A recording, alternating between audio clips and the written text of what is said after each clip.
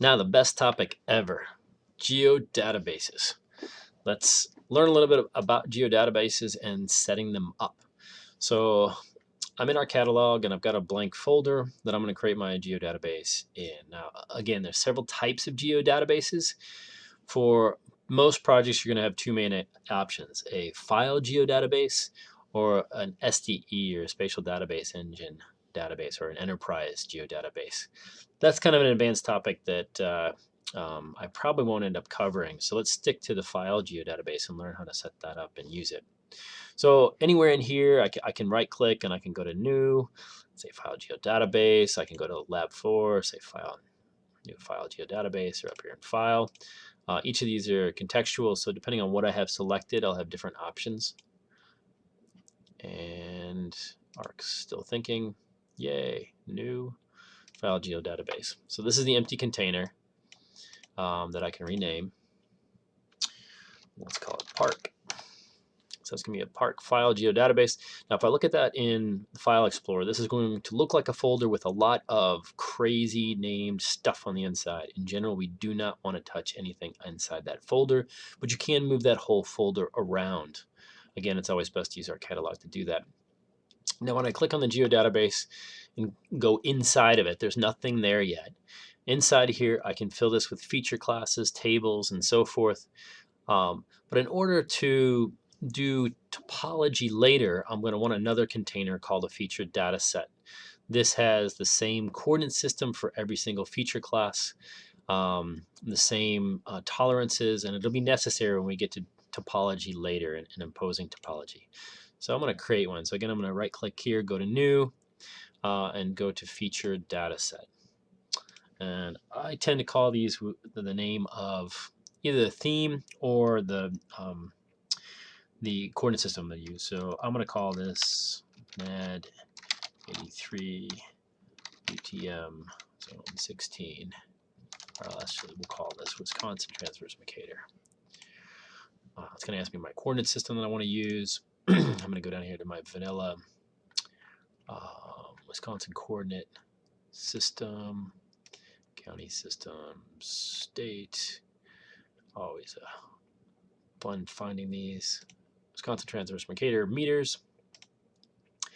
No vertical coordinate system. Now these XY tolerances, these are somewhat important. The defaults are really small. They're really tiny. So we've got 10, 100, thousandths of a meter. That's probably a little bit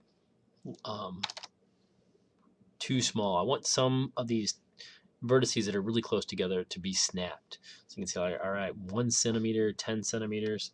I'm going to do 1 centimeter. So change this just a little bit for the project. I don't have M and Z values here, but I'm going to still set the tolerances.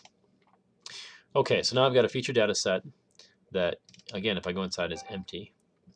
Now, before I create a feature class, you want to think about when you're designing your database and your attributes that are going to go with your feature class, the domains that I might want to use. So I want to set these before I start creating feature classes.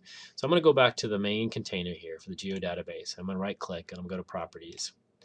And it's in here that I can set or look at some general properties for the file geodatabase and then set domains. So for my park, let's say I've got some roads, and I'm going to set some speed limits. So there's two types of domains. Let's look at both. So I'm going to call this speed limit, and then range of speed limits in my park. And in this case, speed limits, I could probably be more efficient by storing that as a short integer. It's a range. The range is going to limit my attributes to a certain set of values, and this is applicable to integers or floating point. So I'm going to say, all right, smallest speed limit, I can't have 0 as a speed limit. The smallest I can have is, let's say, 15, and the max I'm going to allow in my park is 55. All right. Okay, so I've got my range domain set, and I can keep adding domains here. Now notice as I switch between the two, these values down here are going to change. So the selection up here sets the properties and the coded values. So let's do a coded domain, and let's say we're going to have a trail type, or trail surface maybe. And this is types of trail surfaces. And that's going to be a text field. So I'm going to set this up as a text. I'm going to use coded values here. And then I'm going to have a code and description. So I'm going to say dirt covered trail, gravel covered trail, and paved